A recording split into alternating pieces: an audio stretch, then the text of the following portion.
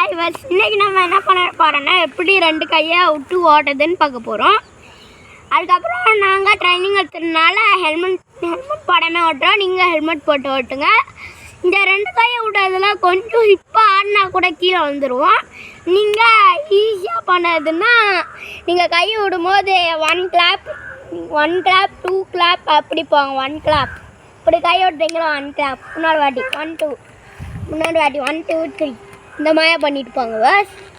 வாங்க பஸ் நம்ம கையை விட்டு ஓட்டுக்கு பார்க்கலாம். டேய் திருப்பி சொல்லு. ஸ்டார்ட் பண்ணலாம் பஸ். கேமரா மேலே சீக்கிரமா ஓடா.